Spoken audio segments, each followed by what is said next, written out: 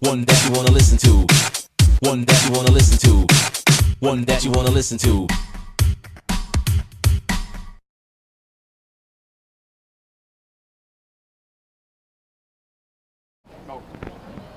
This is James Appleton reporting for TV, Manchester Underground Rap Today. I'm back in central Manchester, over in St Anne's Square, with another special guest of mine. This time it's, can you pronounce it, sorry? My name's Jun Tzu. Jun Tzu, well thank you so much for coming along today and speaking of time to speak to myself and also the fans at TV. So you're a busy guy, you know, you got a lot of stuff out at the moment. Can you tell us about what you're doing? Yes, basically I've released four mixtapes, and then I've got my EP dropping next month called Trouble's Coming, and it's basically the prelude to my album, which drops in the summer. I come from Belfast, Northern Ireland originally, but I've lived in Manchester for 10 years, and I basically talk about the troubles in Northern Ireland from a first-hand perspective, and I combine traditional Irish music with hip-hop, and I talk about the troubles in Northern Ireland, you know, and basically I've got a mixtape releasing next month, a free mixtape called Belfast Baby, and it's basically also just to get people ready for what's in store in the summer, you know, the troubles, so yeah. So you've got like a nice little unique sound at the moment, so it's something different. So you're a political rapper. I mean, that's a big shout. I mean, we haven't got many out there. I mean, so that's a big thing, you know. Well, I wouldn't just you know, like tag myself as a political rapper. You know, I just sort of talk my mind, but politics does come into it an awful lot. Same as religion and basically the youth of today, and just how I see the world. You know, and just basically express my views. You know. So what got you involved there with spitting and stuff? How did you first get involved in it? Or was it did it many years ago? Or? When I first moved to Manchester, I became introduced to NWA and all the American rap. You know, and I just sort of found a love for it, you know, and then all my mates and all started rapping and all.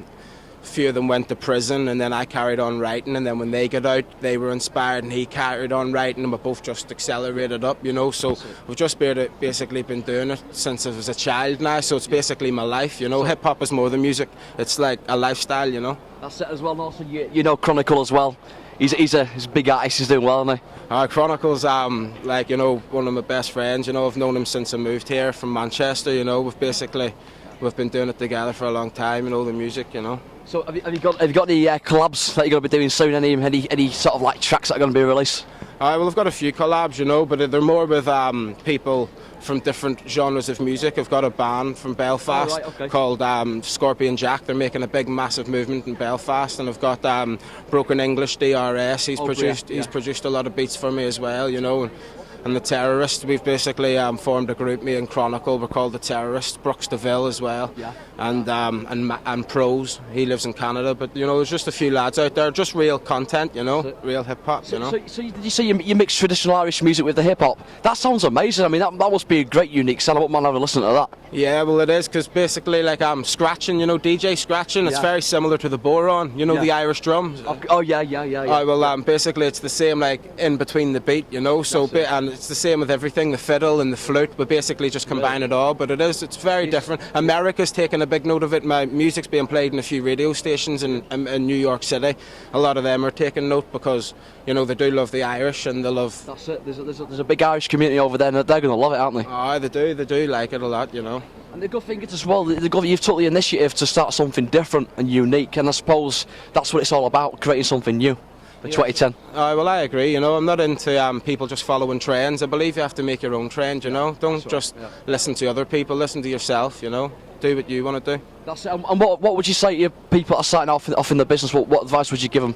The one thing is be true to yourself. Don't talk about having guns and stuff if you don't have guns. Now, if you do have guns, then talk about it by all means. But if you don't, then do not talk about it, because people can sense reality. You know what I mean? Course, and just talk about who you are. If people sense that you're talking truth, they will listen. You know, and that's the truth. Absolutely. Got to keep it real, 100%. I mean, that's exactly right. And I suppose there's so much people could do, could rap about or sing about. There's that much out there. It doesn't need to be.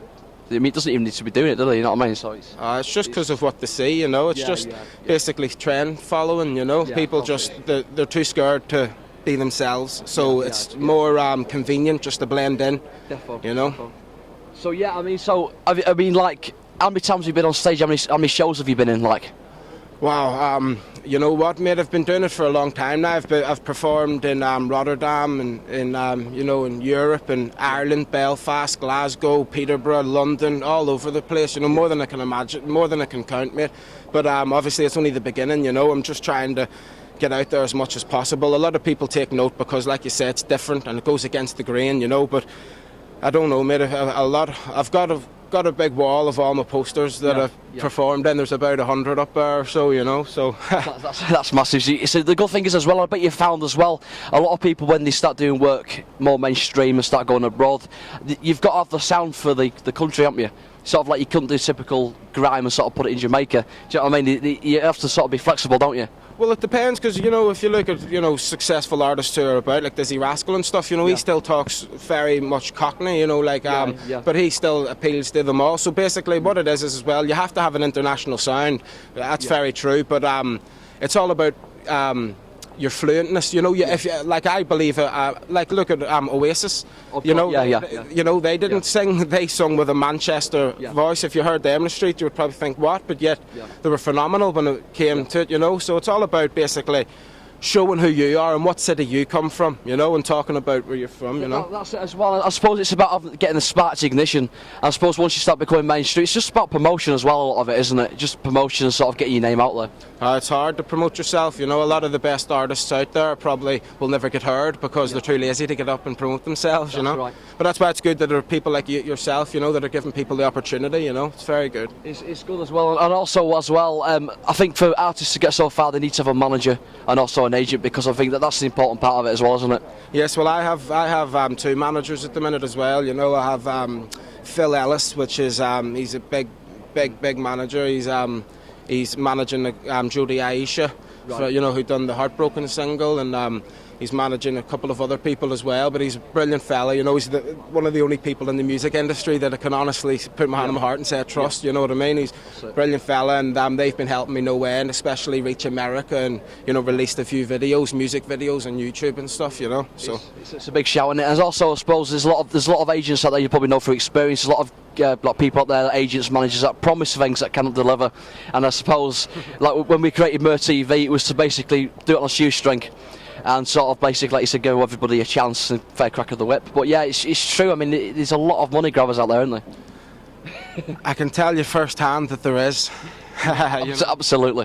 I've had a few people offer me contracts, and the truth is, the contract that I have with my manager, it's built on trust, and don't sign anything with anyone that promises you the world but need you to sign instantly, because a contract is something that you sign your life away for. You know, you might as well go and sit in a prison cell. A lot of these artists who are big, you know, they just sign their souls away. It's like selling your soul to the devil. You know, to be honest, I don't want a record deal. You know, I'd want to do it myself. You know, if I get a record deal, it will be on my terms. It will be on just terms, not turning into slavery. I don't believe in slavery.